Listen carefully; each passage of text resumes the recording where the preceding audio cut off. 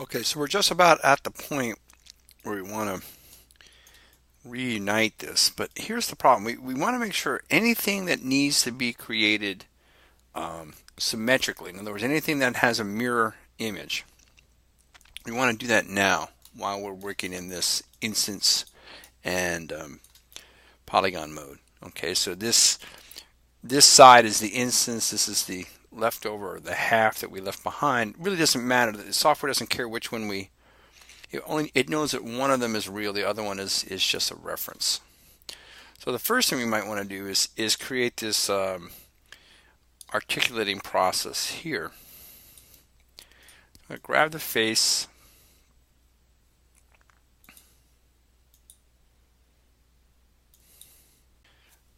So I want to make the superior articulating process. In order to do it, you can see in my lateral view or right view here, you can see there's the drawing. I've got to make that. So I've kind of got myself maybe a wee bit shy. It looks like I need a little more of a base to do that. See, it looks like it has to come from here to here, and I've kind of got some edges in the way. So I'm going to just rework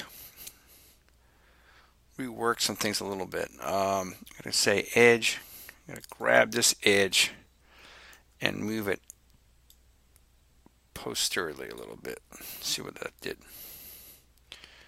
Okay, so I didn't get what I wanted quite yet. I didn't get, actually I did, I guess. Okay, I got the edges, but then I have this face right here that didn't go. So I'm going to undo that, and I'm going to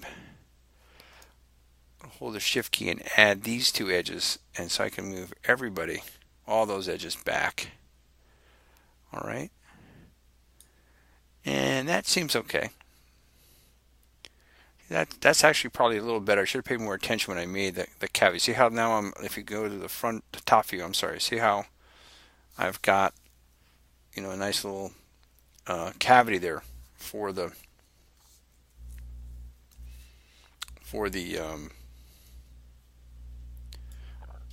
vertebral canal.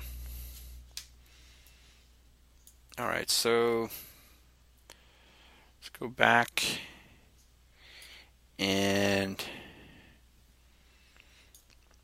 say face, select these top faces, edit mesh extrude, and we'll bring it up and about the height. Okay, and then you notice it's not a triangle, it's a wedge. So I'm going to grab this edge. I'm not extruding anymore, I'm just going to move that edge. So I have a pretty rough description of that.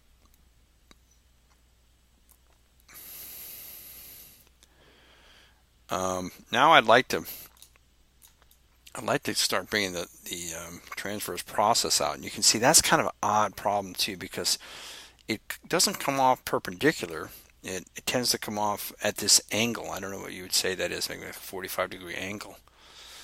So what I'm going to do is I want to try to make this face perpendicular to the long axis of that transverse process.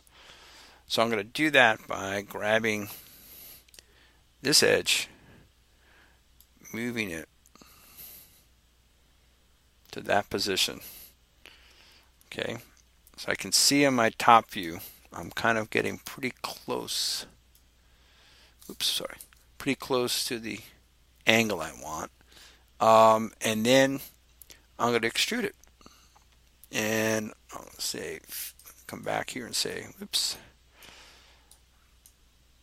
face, grab that face, and hit. Now, see, when I try to move the face right now, the move tool is still in what you would call world space. In other words, it's world space, WORLD, world space, in the sense that it's referencing 000 on the grid, and this kind of arrangement, or this kind of grid system or unit system. But if I say edit mesh extrude, see now the face or the division, the positions, the direction that I can extrude is now actually reflects the normal. In other words, it's perpendicular to the face. So I can grab, say G to extrude again, maybe scale this a little bigger since it seems to get a little wider out here. G, extrude again. G, scale it smaller and then move it out.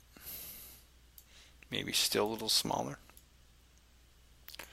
Okay, so now I have a kind of a rough transverse process and superior